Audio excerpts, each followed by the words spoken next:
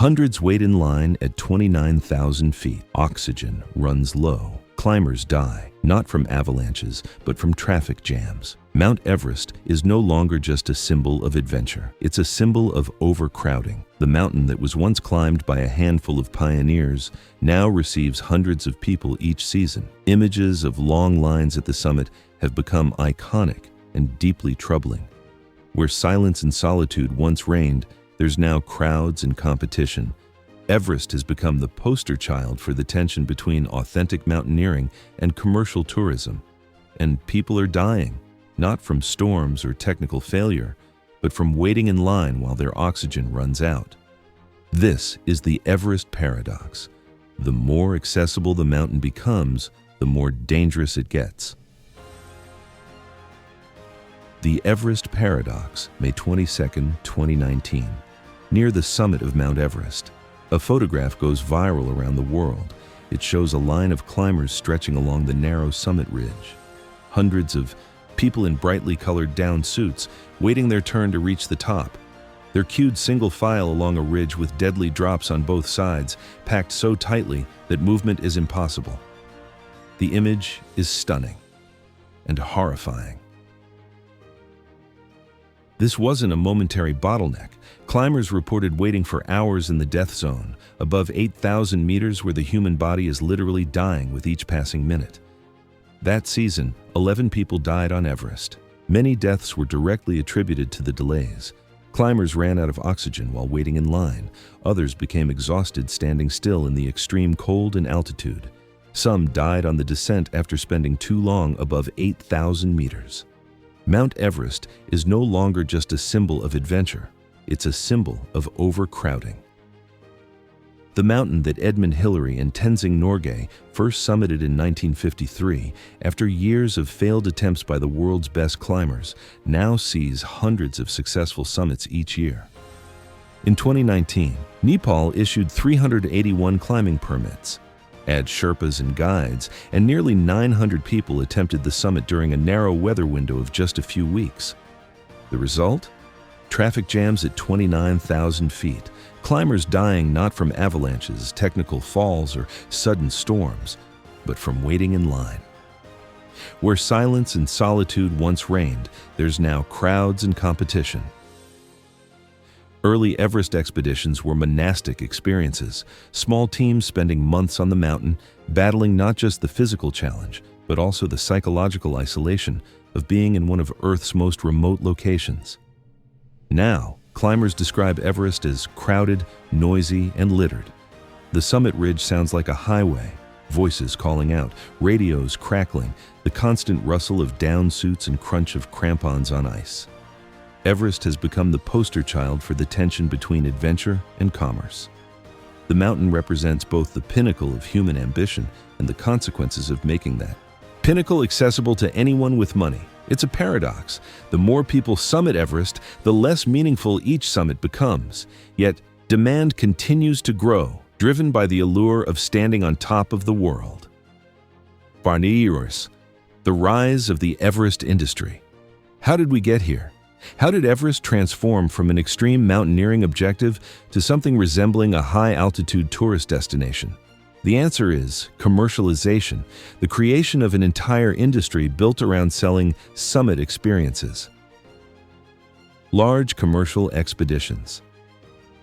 Companies now offer fully guided Everest expeditions for $50,000 to $100,000 per person. Some luxury operators charge even more. These aren't traditional expeditions where climbers are expected to be self-sufficient alpinists. These are commercial packages where guides and Sherpas do most of the work, establishing camps, fixing ropes, carrying loads, even short roping clients up difficult sections. The pitch is simple. You don't need to be an elite mountaineer. You just need determination, basic fitness, and the money. We'll handle the rest. Infrastructure at altitude. The Everest industry has created infrastructure that would seem absurd on any other mountain. Luxury base camps. With heated dining tents, Wi-Fi, espresso machines, and satellite kitchens serving multi-course meals. Fixed ropes.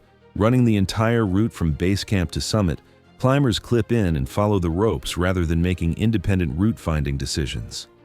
Oxygen supplies, cached at high camps with Sherpas carrying extra bottles. Personal Sherpas assigned to paying clients, essentially pulling them up the mountain. Helicopter rescues, available up to Camp 2 for those willing to pay. This infrastructure makes Everest accessible to climbers who couldn't attempt it otherwise, but it also fundamentally changes the nature of the challenge. Marketing the mountain. Expedition companies market Everest as a bucket list experience. The messaging focuses on achievement, personal transformation, and the bragging rights that come with summiting the world's highest peak. Promotional materials show triumphant summit photos, arms raised, prayer flags flying, the curvature of Earth visible below. They don't show the crowding, the trash, the bodies left on the mountain, or the ethical complications. What was once an expedition has become a market. Everest generates tens of millions of dollars annually for Nepal's economy. Permit fees alone bring in over $5 million per year. Add guide fees, porter wages, equipment sales, helicopter services, and tourism, and Everest becomes a significant economic engine. This creates pressure to issue more permits, accommodate more climbers, and keep the product accessible regardless of crowding or safety concerns. P. Consequences on the mountain. The commercialization of Everest has created a paradox. Making the mountain more accessible has made it more dangerous. Traffic jams in the death zone. The most visible consequence is crowding above 8,000 meters, the death zone where human bodies cannot survive long term. On busy days, hundreds of climbers attempt the summit simultaneously. The route bottlenecks at technical sections, the Hillary Step, before the 2015 earthquake changed its structure, the summit ridge, and areas where fixed ropes require climbers to move single file. Climbers wait in lines while oxygen scarcity and freezing temperatures take their toll. Every minute spent waiting is another minute your body is breaking down. Cells die, blood thickens, mental acuity deteriorates, frostbite sets in. Commercial clients, many with limited high-altitude experience, move slowly. When one person takes 30 minutes to navigate a section that an experienced climber would pass in 5 minutes, everyone behind them pays the price. Deaths from crowding. Every year, people die on Everest not from objective hazards, but from the consequences of crowding. Climbers run out of oxygen waiting in line, then can't descend safely. Exhaustion from standing still in extreme conditions leads to poor decisions. Some collapse from altitude sickness exacerbated by prolonged exposure. Others die on the descent after spending too long above 8,000 meters. The 2019 season saw 11 deaths, one of the deadliest years in recent history. Many deaths were directly linked to overcrowding and delays. Rescue complications. When something goes wrong in the death zone, rescue is extremely difficult. Helicopters can't fly that high. Ground rescue requires multiple strong climbers willing to risk their lives. Moving an incapacitated person down the mountain from above 8,000 meters is nearly impossible. The crowding makes rescue even harder. With hundreds of people on the route, rescuers can't easily reach victims. Other climbers, focused on their own survival, often can't or won't stop to help. But to environmental degradation. The mountain is literally suffering under its own popularity. Trash accumulation, oxygen bottles, food wrappers, tent remnants, and human waste litter camps and routes. Rope and ladder waste. Fixed ropes and aluminum ladders are left permanently, becoming part of the landscape. Human remains. Bodies of deceased climbers remain on the mountain because recovery is too dangerous. Erosion. Constant foot traffic damages fragile high-altitude environments.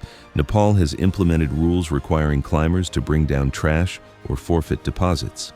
But enforcement is inconsistent, and the sheer volume of climbers means waste continues to accumulate. The mountain suffers under its own popularity. If you enjoy real stories from the world's most dangerous mountains, consider subscribing. New stories every week. The ethical discussion. The commercialization of Everest has sparked intense debate within the mountaineering community and beyond. Purists versus commercial clients. Traditional alpinists see commercial Everest expeditions as the end of authentic mountaineering. Their critique: these aren't climbers, they're tourists being dragged up the mountain by guides and Sherpas. They have no business being there. They argue that true mountaineering requires self-sufficiency, technical skill, and the ability to make independent decisions under pressure. Commercial clients, they claim, lack these qualities and are essentially purchasing an experience rather than earning an achievement. Commercial clients counter: mountaineering has always evolved. Fixed ropes, camps, and guides have been part of expeditions for decades. We're simply using available resources to achieve a legitimate goal. The Sherpa.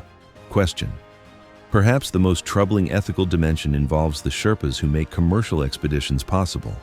Sherpas bear extreme risks, crossing the deadly Khumbu icefall dozens of times per season, fixing ropes in dangerous conditions, carrying heavy loads, and often short-roping inexperienced clients.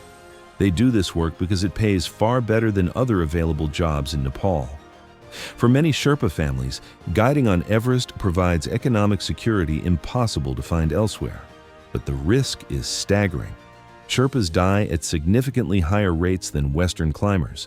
The 2014 icefall disaster killed 16 Sherpas in seconds, all carrying loads for commercial expeditions. The question arises: where is the line between legitimate employment and exploitation? Are Western climbers with minimal experience justified in hiring Sherpas to take massive risks on their behalf? Is it ethical to pursue a personal achievement that depends on others risking their lives? There's no easy answer. Sherpas' agency must be respected. They choose this work, often take pride in it, and reject being portrayed as victims. But the power and economic imbalances are real. Is it still climbing or tourism on steroids? This question cuts to the heart of the debate. Traditional mountaineering involves independent decision-making, technical skill, self-sufficiency in emergencies, route finding and navigation, risk assessment and management.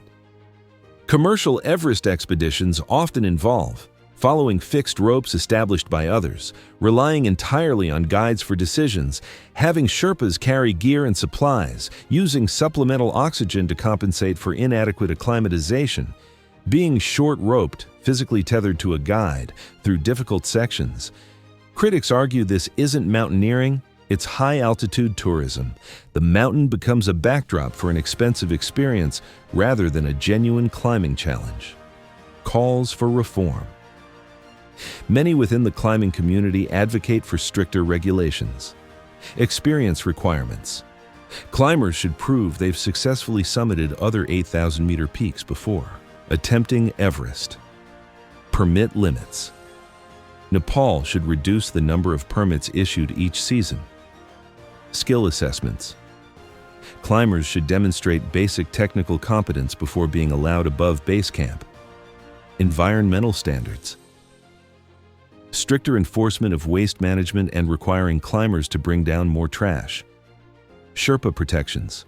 Better insurance, higher wages, and safety standards for Sherpa workers. But implementing these reforms faces obstacles, primarily economic. Nepal depends on Everest revenue. Reducing permits means reducing income for a country that badly needs it.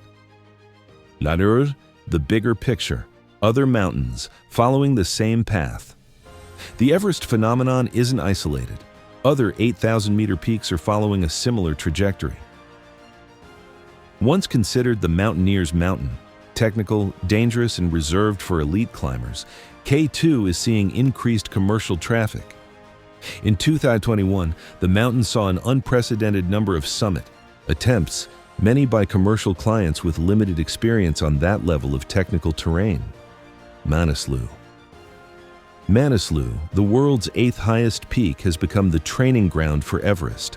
Commercial operators sell it as preparation for Everest, leading to crowding on what was once a relatively quiet peak. Ama Dablam. This stunning Himalayan peak sees hundreds of commercial attempts each season, with similar crowding issues on technical rock sections where climbers must queue. The pattern is spreading.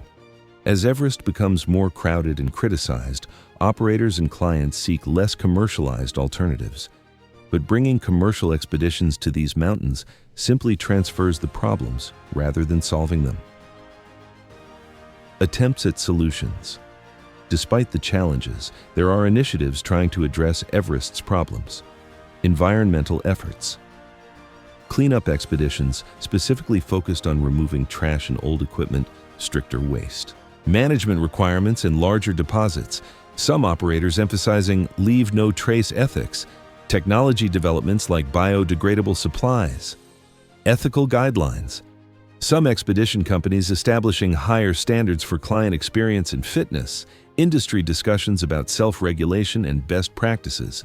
Sherpa organizations advocating for better working conditions. International mountaineering federations developing ethical frameworks. Alternative models. Operators offering alpine style. Everest attempts. Smaller teams, less infrastructure, more self-sufficiency. Focus on other peaks and objectives that offer similar challenges with less crowding. Emphasis on the journey and experience rather than just summit success. Government regulations. Nepal has made some changes, requiring proof of previous high-altitude experience, though enforcement is inconsistent, mandating that climbers bring down minimum amounts of trash, discussing seasonal permit limits, though not yet implemented, improving rescue infrastructure and protocols. But comprehensive reform remains elusive, largely because of economic pressures. The fundamental question. The Everest debate forces us to confront a fundamental question about adventure, achievement, and human nature. Can humans learn to set limits, even on their own ambition? Everest's appeal is rooted in its status as the highest point on Earth. Standing there represents the ultimate achievement, literally and symbolically standing on top of the world. But if achieving that goal requires endangering your own life unnecessarily, paying others to take extreme risks on your behalf, contributing to environmental degradation, participating in a system that's making the mountain more dangerous for everyone, reducing a profound alpine challenge to a commercial transaction, is it still worth pursuing? The challenge of the future is not physical, but moral. The physical challenge of Everest, while still significant, can be solved with enough money, guides, and supplemental oxygen. Commercial operators have created systems that make the summit accessible to relatively inexperienced climbers willing to pay. But the moral challenge remains unresolved. Should they? Should someone with minimal mountaineering experience attempt Everest simply because they can afford it? Should we continue issuing permits to everyone who applies, even when crowding makes the mountain more dangerous? Should personal ambition trump collective safety and environmental stewardship? These questions don't have easy answers. They require balancing individual freedom versus collective responsibility, economic development versus environmental protection, personal achievement versus ethical concerns, the desire to make Everest accessible versus the need to preserve its integrity. What the future holds. The future of Everest and commercial mountaineering more broadly remains uncertain. Scenario 1. Continued commercialization. Demand for Everest continues to grow. More permits are issued. Crowding worsens. Deaths continue. Environmental degradation accelerates. Eventually, a major disaster, perhaps multiple deaths in a single incident, forces dramatic regulatory changes, but only after significant loss of life. Scenario 2. Meaningful reform. Nepal implements stricter permit limits, experience requirements, and environmental standards. The number of climbers decreases, but the quality of expeditions improves. Everest becomes less accessible but more meaningful. Those who summit truly earn the achievement. Scenario 3. Market correction. Negative publicity from crowding and deaths reduces demand. Climbers seek alternatives, other peaks, different challenges, or non-summit-focused alpinism. Everest's popularity naturally decreases without regulatory intervention. Scenario 4. Technological change. climate change makes Everest routes more dangerous and unpredictable. The Khumbu icefall becomes impassable. Traditional routes collapse. The mountain forces limitations that humans wouldn't impose on themselves. Most likely, a combination.